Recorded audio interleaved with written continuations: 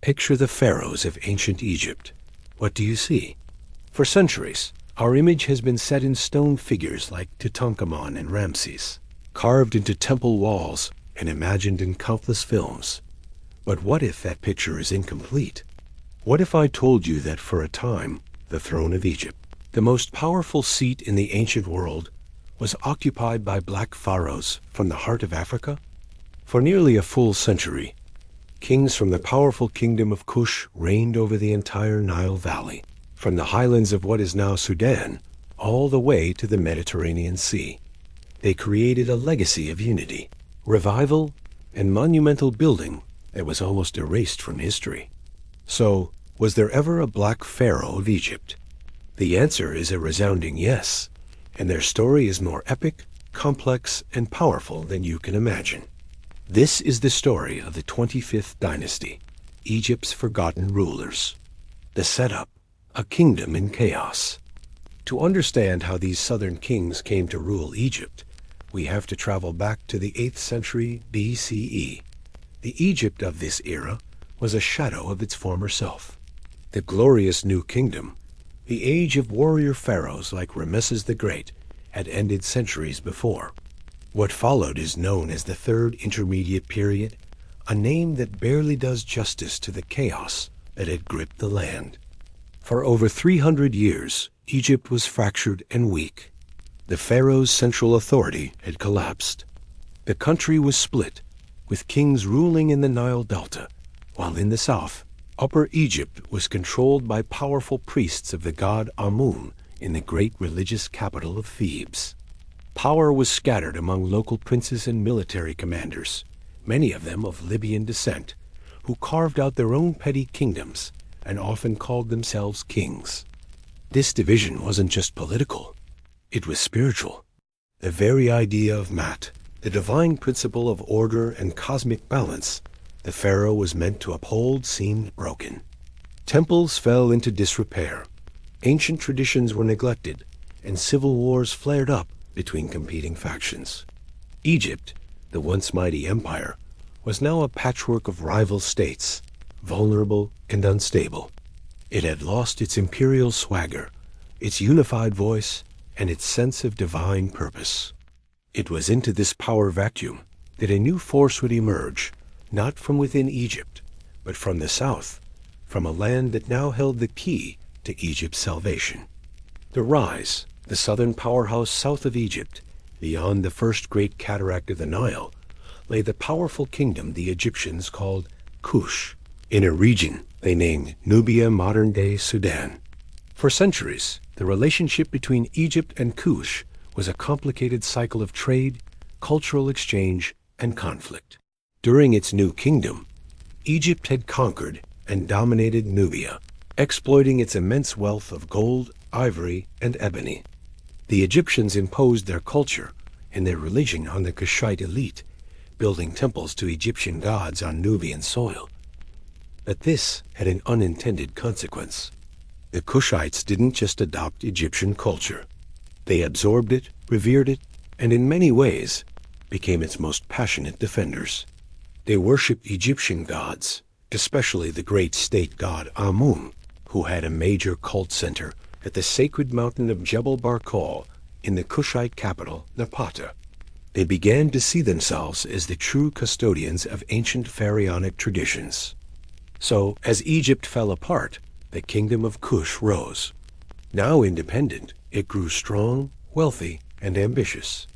Its rulers in Napata watched the chaos unfolding to the north with a mix of concern and opportunity. They didn't see themselves as foreign invaders planning a conquest. They saw a holy land that had lost its way, desecrated by petty squabbles.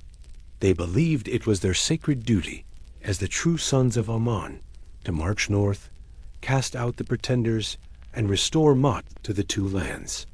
In their eyes, they weren't just conquerors, they were saviors. And their moment was about to arrive. The conquest, Pi's holy war. The architect of this grand vision was a Kushite king named Pi. Around 747 BCE, his predecessors had already begun extending Kushite influence north into Upper Egypt. But it was Pi who launched the full-scale invasion that would change Egyptian history. Around 728 BCE, a powerful Delta ruler named Tefnucht began uniting the northern kings to counter the Kushites. For Pi, this was an act of rebellion against the divine order he was meant to restore. His response was swift and decisive. But as he gathered his army, it's clear from the monument he left behind that he saw this as much more than a military campaign. It was a holy war. He instructed his soldiers to purify themselves in the Nile and to fight not for riches, but for the glory of the god Amun. Pi's campaign is vividly documented on his Victory Stele, a magnificent granite slab found at Jebel Barkal. The text, over 150 lines long, is a masterpiece of royal propaganda, revealing a brilliant military strategist and a deeply pious man. Pi describes his northward march as a righteous procession, pausing to celebrate religious festivals in Thebes to reinforce his legitimacy as Amun's chosen champion. The stele recounts his systematic dismantling of Tefnucht's coalition. City after city fell. Some surrendered immediately. Others that resisted were taken by storm. His greatest challenge was the ancient capital of Memphis. It was heavily fortified, and Pi's advisors urged a long siege. But Pi, in a flash of tactical genius, opted for a daring frontal assault. He used the city's own harbor, amassing a fleet of boats and scaling the walls from the riverfront, taking the defenders completely by surprise. The capture of Memphis was the decisive blow. One by one, the remaining northern kings sailed south to submit. The Victory Stele shows a remarkable scene. The defeated rulers bowing before Pi, paying homage to the rightful pharaoh. Pi had achieved what seemed impossible. He had paved the way for the reunification of Egypt. He adopted the full titles of a pharaoh, but having accomplished his mission, he did something extraordinary. He didn't stay to rule from the north. He collected his tribute, ensured his authority was recognized, and returned to his spiritual homeland of Napata, content that he had restored Met. Pi had laid the foundation, but his successors would build the 25th dynasty into a golden age. The golden age. Taharka, the builder king, while Pi established Kushite dominion, his brother and successor, Shabaka, consolidated it, moving the capital to Memphis and firmly establishing the 25th dynasty's rule over all of Egypt. But the dynasty reached its absolute zenith under Pi's son, Taharka, who took the throne around 690 BCE. Taharka's 26-year reign was a time of peace, prosperity, and a remarkable cultural renaissance. The reunification of Egypt and Kush created the largest empire the Nile Valley had seen in over 500 years. Taharka was perhaps the most prolific builder of his dynasty, sparking a golden age of architecture that deliberately echoed Egypt's imperial past. He restored and expanded temples all along the Nile, from Napata in the south to the Delta in the north. His most ambitious projects were at Thebes, in the great temple complex of Karnak. There he erected new colonnades, chapels, and towering statues, including his famous kiosk in the first court, a grand, elegant structure that greeted visitors. He didn't neglect his Nubian homeland either. At Jebel Barkal, he undertook massive construction projects, transforming it into a southern rival to Karnak. He clearly saw the two great centers of Amun worship as twin pillars of his united empire. This wasn't just vanity. By building in the grand style of the Old and New Kingdoms, Taharka was presenting his dynasty as the restorers of tradition and the rightful heirs to the pharaohs. They were pious traditionalists, breathing new life into a culture they revered. They even revived the ancient custom of pyramid burial, which had been abandoned in Egypt for over 800 years. They built their own distinctive pyramids smaller, with much steeper sides, at royal cemeteries in Sudan. In fact, there are more pyramids still standing in Sudan today than in all of Egypt, a direct legacy of these Kushite kings. The conflict and fall, clash of empires, the peace and prosperity of Taharka's golden age, however, wouldn't last. A new, ruthless superpower had risen in Mesopotamia, the Neo-Assyrian Empire. The Assyrians were a brutal, expansionist military machine, and their ambitions were on a collision course with the 25th dynasty. The conflict began in the Levant, the land bridge between Africa and Asia. As early as 701 BCE, Taharka, then a prince, had led an army to support a rebellion against an Assyrian. Siege of Jerusalem, an event even mentioned in the Bible. This put the Kushites squarely in Assyria's crosshairs. A tense cold war simmered for decades. The storm finally broke in 674 BCE, when the Assyrian king Esarhaddon launched his first full-scale invasion of Egypt. In a stunning victory, Taharka and his army beat back the Assyrians, a feat that must have been a humiliating blow to the supposedly invincible empire.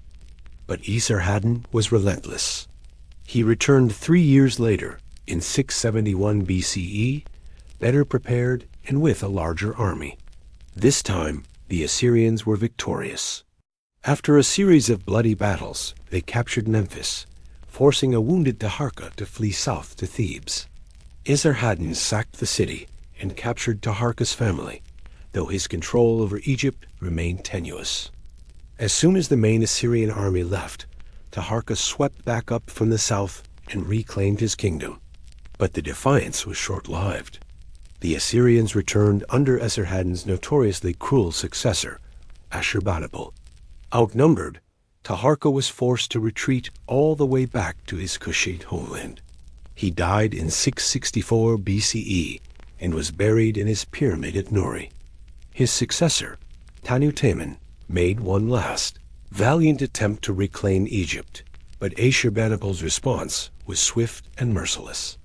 In 663 BCE, the Assyrian army pushed south and sacked the great holy city of Thebes, a catastrophic event that sent shockwaves across the ancient world.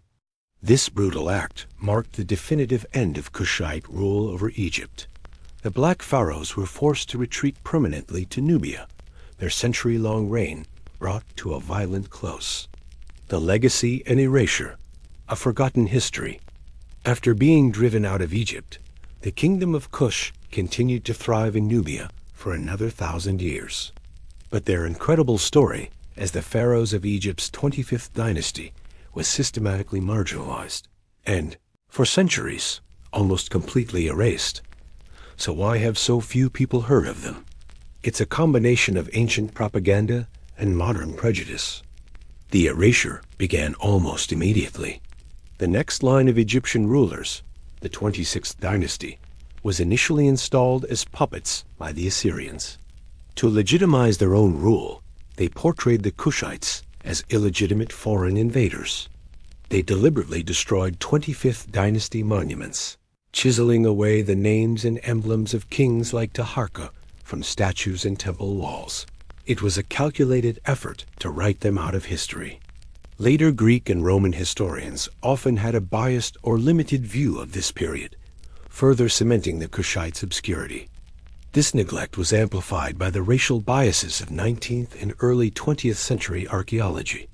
As European scholars began to study ancient Egypt, many couldn't accept the clear evidence in statues, reliefs, and inscriptions that showed dark-skinned Africans from deep within the continent had once ruled all of Egypt.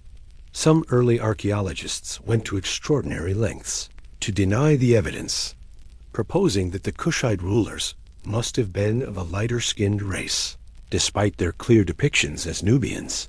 This Eurocentric worldview systematically downplayed or ignored the achievements of the 25th dynasty because it didn't fit their narrative. The powerful story of these Black Pharaohs became a forgotten dynasty, its memory buried not just by sand, but by the deliberate actions of its successors and the biases of later historians. Modern rediscovery and significance. It wasn't until the 20th and 21st centuries that the true story of the 25th dynasty was pieced back together. Dedicated archaeological work in both Egypt and Sudan, especially the excavation of the royal Kushite pyramids, provided undeniable proof of their power, wealth, and devotion to Egyptian culture. The discovery and translation of texts like Pi's Victory Stele gave these pharaohs a voice, letting them tell their own story for the first time in over 2,500 years. Today, the scholarly consensus is clear. The Black Pharaohs of the 25th dynasty weren't foreign interlopers, but legitimate rulers who presided over a major renaissance in Egyptian civilization. Their story forces us to see ancient Egypt not as an isolated civilization, but as an integral part of Africa, deeply interconnected with the cultures to its south. The recognition of the Black Pharaohs is a powerful reclamation of African history. It shows that a Black African kingdom was one of the great powers of the ancient world, capable not just of conquering, but also of reviving one of the world's most revered civilizations. Their legacy is a testament to the dynamic flow of culture up and down the Nile. They were unifiers and restorers who left an indelible mark on the world, proving that the history of the pharaohs is not set in stone, but is as rich and vibrant as the continent from which it sprang. If you found this journey into the forgotten history of the Black Pharaohs fascinating, make sure to subscribe and ring the notification bell. We explore epic histories that challenge what you thought you knew, and you won't want to miss what's next. Also, let me know in the comments which part of the 25th dynasty's story surprised you the most. So, was there ever a Black Pharaoh of Egypt? The answer is an emphatic yes. For nearly a century, kings like Pi, Shabaka, and the Great Taharka ruled a unified Nile Valley, creating the largest empire of its time. They weren't just rulers of Egypt. They were pharaohs who saw themselves as the saviors of its culture, sparking a renaissance in art and architecture, and bravely standing against the greatest superpower of their age. Their story was buried for millennia, but it couldn't be erased forever. The rediscovery of the 25th dynasty is more than just correcting a historical footnote. It's about restoring a vital piece of African heritage to its rightful place in the story of human civilization. It reminds us that history is rarely as simple as we're taught, and that the real story is often far more incredible. The Black Pharaohs of Kush are a powerful testament to a past that was more diverse, more complex, and more magnificent than we ever imagined.